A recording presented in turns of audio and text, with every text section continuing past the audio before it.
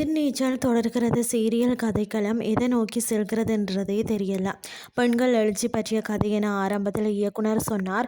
ஆனால் கதை செல்லும் விதம் பார்க்கும் போது வில்லன்களின் எழுச்சியாகத்தான் கதை இருக்கிறது.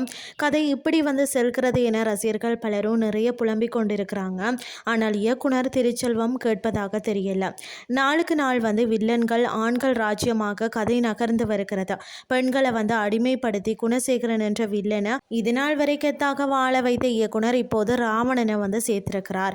அந்த வகையில் இன்றைய எபிசோட் ப்ரோமோவில் பார்த்தீங்கன்னா, ஒரு நபர் வீட்டிற்கு ஜனனி என்பவரின் பேச்சை கேட்டு மதிவதனி என்பவர் என்ன மிரட்டுகிறார் என ஒருவர் கூறுகிறார்.